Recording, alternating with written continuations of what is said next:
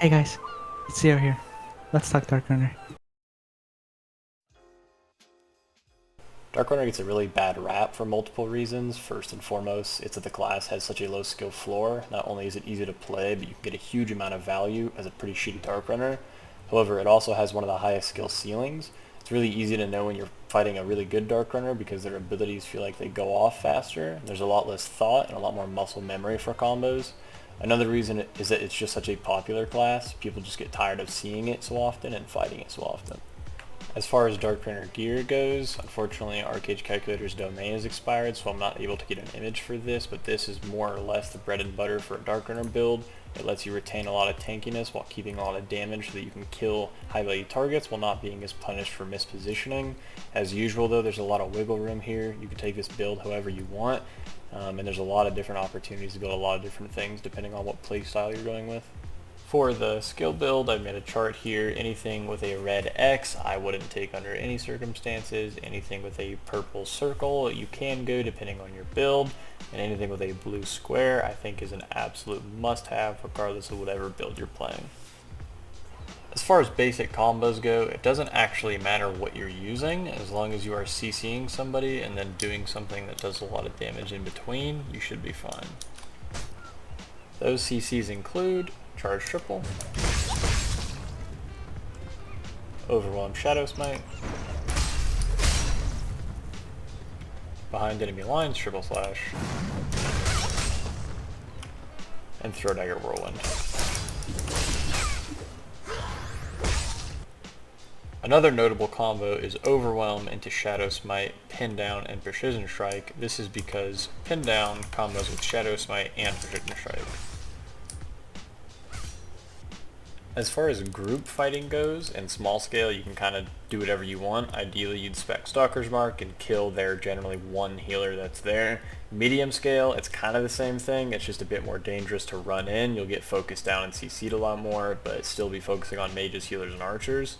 And then for large scale RVR, there's realistically two roles that you can play, and then each of those two roles has different, I guess, subcategories of how you can play it. For Glass Cannon, you can either hover your backline and wait for enemy Darkrunners so you can peel your healers, or two, you can stealth towards their backline and try and pick off a squishy class before or as soon as the fight begins. And then the second one would be standard DR, like an all-around build. Generally, it's the same as the Glass Cannon, depending on your role. You can still dive healers. You are harder to kill, but you will also be dealing less damage, and it will make said healers harder to kill. Two is you can be backline pest control, just like Glass Cannon, hovering your backline, waiting for Darkrunners. And then three, which is more standard, you can play with the ball, dump your AoE, roleplay as a mage, I don't know, like Bell, Dagger, Whirlwind, Tiger Strike, see if you can get a reset and do it again. As far as the order in which you should be focusing classes, you'd want to start with something like a Cleric for healers because they're kind of just standstill heal bots, then move on to Confessor, then a non-res version Soothsayer, and then after that you can do all the weird shit like Hierophant, Edgewalker, Templar, Caretaker.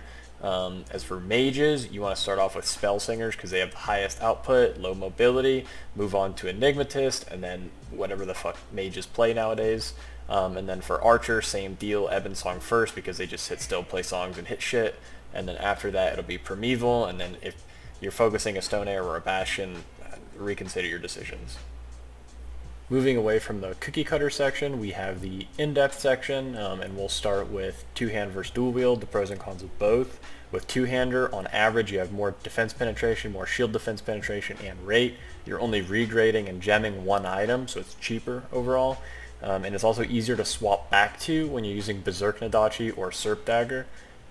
As opposed to dual wield, you have shorter global cooldowns, faster attack speed, ranged parries, which means range parry resets, and you can fit more abilities into the same CC duration, and then more total stats via gemming, so this really shows itself later in the game.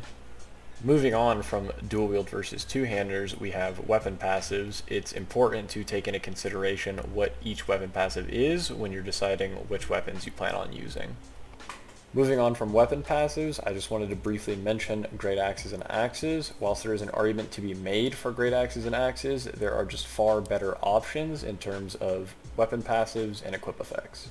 Onto offhands, all of the benefit derived from offhands is in its stats, equip effects, and weapon passives. Why get straight strength with something like an Aeonad Flame Sword when I can get crit damage with something like a Hellfire Dancing Queen? Taking into consideration more than just flat stats is important when choosing an offhand. While on the topic of weapons, it's worth mentioning that short spear and long spear are not optimal early game because the physical defense early game is just so low that the puncture proc doesn't get to remove a lot of defense. For example, if you have 4,000 defense, 2,000 gets removed by the Battle Rage passive, you're only getting a remaining 2,000 defense removed from the 10k long spear or short spear proc. The same thing applies to armor as with offhands, not taking a piece of armor purely for the flat stats but also getting good equip effects as well. An example of this will be taking the archer variation of obsidian breaches to get more physical defense as opposed to the melee variation. Moving on to necklaces, there are literally two choices that you can go, the first being Aeonad Lightning Necklace for more defense penetration, and then the second being the Archeum Evernight Necklace. If you go anything besides these two, you are actively trolling. Next is earrings. Berserker earrings are better early game due to their flat melee attack increase. Gale mixes in some survivability whilst also giving you more parries for deflect and retaliate.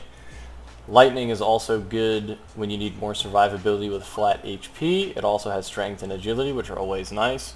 Wave becomes better later on due to it being a percent-based damage reduction. Lastly, we have rings. Gale is pretty self-explanatory. More defense pen equals more damage. Flame is more attack speed, which translates into lower global cooldowns, also increasing the speed in which abilities go off. Lightning rings are good if you've decided to go for a tankier build. As for life rings, there is an argument to be made for late game due to it being percent based. Regardless, I wouldn't recommend it. The other slot should always be filled with a dream ring. The 1000 physical defense plus 3% skill damage is just too good to turn down. For bows, you realistically have three options here.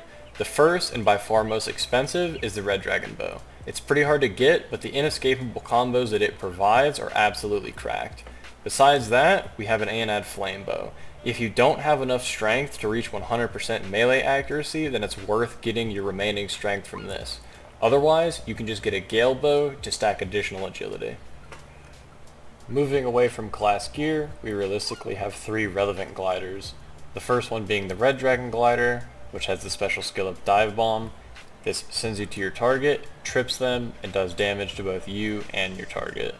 Secondly, we have Essie's glider, which provides a temporary invulnerability as long as you stay on the glider.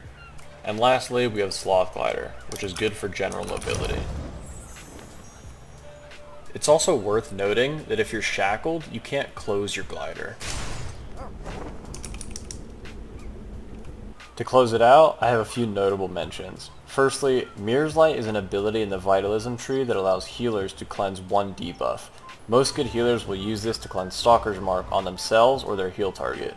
A good way to counter this is to stack debuffs on the target, for example using Thwart for Shaken, Bleeds, Snares, Distress from Tiger Striking with Delirium stacks, and the Slow from Throw Dagger. Only then using Stalker's Mark to minimize the chance that they cleanse it. Secondly, don't jump while stealthed. If your opponent is stealthed, be looking for dust kicking up on the ground from them jumping in stealth. Also be on the lookout for buffs like Thwart running out, as well as the orb you get when receiving a song buff. Third, mitigation is the sum of block, parry, and evasion. All three of these stats are inert when the target is attacked from behind. In addition to backstab damage from Dark Warrior's guards and Arrow Flash Cloak, it becomes very important to make sure you are attacking from behind. This is doubly important if your target has a shield, as they won't be able to shield block from behind. While on the topic of backstabbing, it's important to know which direction the enemy's facing when you knock them down. If they're facing towards you and you knock them down, their back will be away from you because they'll fall on their back. If they're facing away from you when you knock them down, they'll fall on their stomach with their back towards you. And lastly, weapon swaps. There are too many to mention in one video, but I will point out the most notable. First and foremost, we have the Honor's Frenzy Dadachi. Just keep in mind that while you have a huge increase in damage and attack speed, you take 70% more damage. This is safest when used in conjunction with Leech, but can be very fun to gank with. Another notable weapon swap is the dagger that drops from Serpentis. This increases melee critical rate by 1% every second up to 20 seconds. Similar to the Frenzied Nadachi is the Doom Shadow Nadachi, increasing melee attack by 10%, attack speed by 250 at the cost of 8% defense. Finally, we have shield swaps. Even if you are currently CC'd, you are still able to swap to a shield.